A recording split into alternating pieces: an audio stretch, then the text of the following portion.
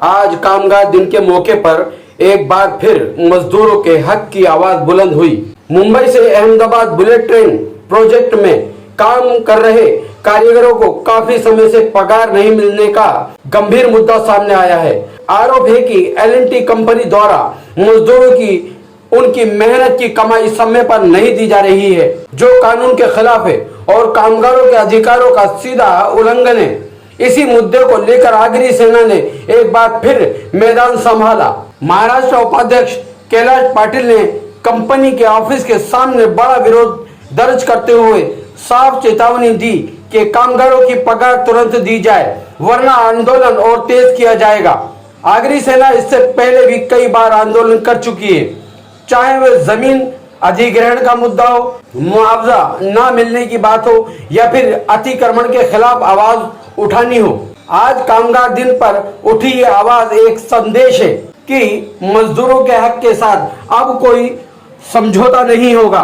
आइए सुनते हैं इस पर आगरी सेना के महाराष्ट्र उपाध्यक्ष कैलाश पाटिल का क्या है कहना। ही जी कंपनी आहे ती I network security technology private limited कुठं करतात त्यांनी जाणीवपूर्वक आज इथे त्यांना पगार किती महिन्यापासून तुम्हाला पगार देत आहेत? गेल्या महिन्याचा पगार दिलेला नाही आणि कंपनीमध्ये आता चक्रा मारायला लावतात, पैशाची शेती करतात, मिनिमम वेज प्रमाणे यांना पगार देत नाही। माझं म्हणणं आहे कलेक्टरला, माझं म्हणणं आहे लेबर कमिशनरला मिनिमम वेज करून एक जे नॅशनल प्रोजेक्ट आहे ते बुलेट नॅशनल प्रोजेक्ट आहे, त्याच्यासाठी काम करणाऱ्या लेबरवर पण हा अत्याचार L&T करते आहे। ड्रीम प्रोजेक्ट आहे PM साहेबांचं, त्याच्यावर पण L&T जर अशा प्रकारे काम करत असेल ते योग्य नाही। आज आम्ही येणार इकडे त्यांना पेमेंटचा जाब विचारण्यासाठी, ही काल सगळी लोक आगरी सेनेकडे आल्यावर आम्ही इकडे आलेलो आहे। त्यांनी आज इकडे असताना ही लॉक लावणे गेलेले आहेत।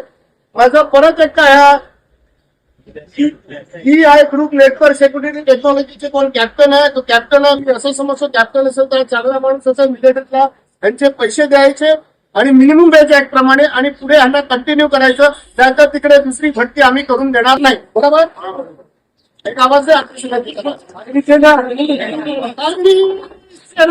जिंदाबाद।